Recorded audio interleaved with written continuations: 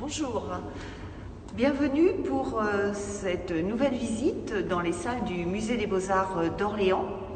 Aujourd'hui, je vais vous présenter cette œuvre intitulée Des lavandières dans le jardin d'une villa italienne. C'est un petit tableau de Hubert Robert qui a été réalisé en Italie vers 1760. Alors pour appréhender cette œuvre, il est intéressant de résumer en quelque sorte la vie d'Hubert Robert. Cet artiste qui a un parcours assez atypique. Il est issu d'un milieu bourgeois. Son père travaille comme écuyer pour la famille de Stainville et va être protégé par cette famille qui va lui permettre tout d'abord de suivre des cours du Collège de Navarre, et donc c'est quelqu'un qui a une formation classique très solide et qui semble avoir été relativement doué et repéré pour ses qualités de dessinateur. Donc il va commencer un apprentissage auprès d'un sculpteur et non d'un peintre, auprès de Schlotz, et il va ensuite bénéficier de l'aide de la famille de Stainville qui va lui permettre d'aller en Italie parfaire sa formation et surtout découvrir l'art antique, l'art italien, ce que se doit de connaître en fait à la fois un artiste ou un jeune aristocrate du XVIIIe siècle. Il va donc partir en Italie avec le comte de Stainville qui rejoint Rome en tant qu'ambassadeur de France, et grâce à l'entregent de ce personnage, il va pouvoir suivre les cours de l'Académie de France à Rome. Donc c'est vraiment une situation assez exceptionnelle qui est liée à ces relations, et il va même à partir de 1759 devenir pensionnaire de la Villa Mancini où est installée cette Académie de France à Rome. Et il va faire des rencontres très importantes, et en particulier il va se lier avec Fragonard et avec l'abbé de Saint-Non. Et ces deux personnages vont l'accompagner dans de nombreuses errances autour de Rome, où ils vont découvrir, comme ici, des jardins de villas, ils vont découvrir des ruines romaines.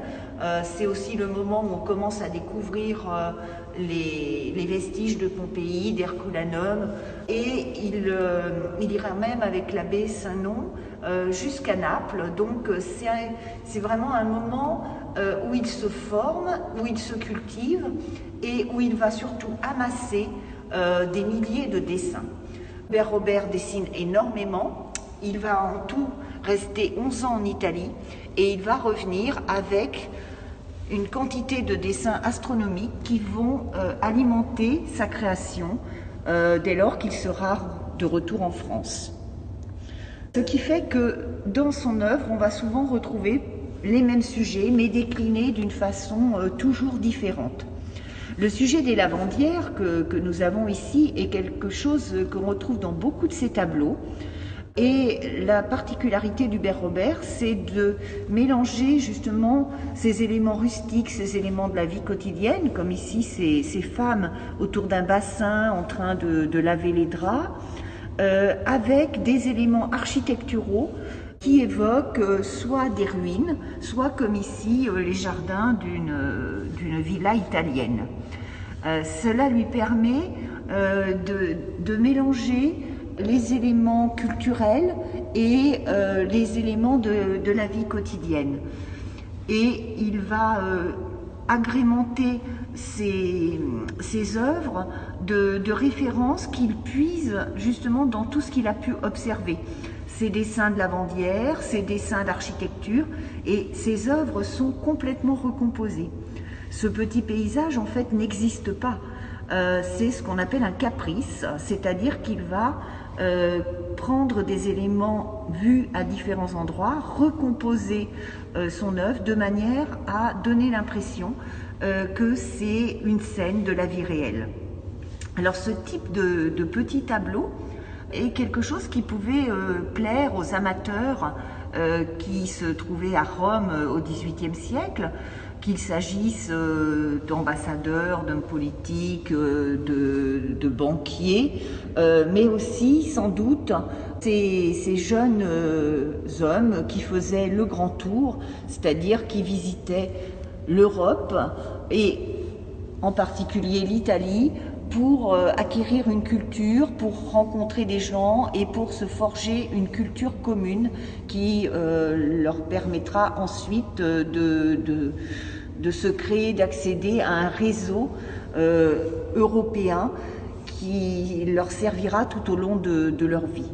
On peut imaginer donc que cette petite peinture a peut-être été achetée par un amateur ou par un de ces voyageurs faisant le grand tour.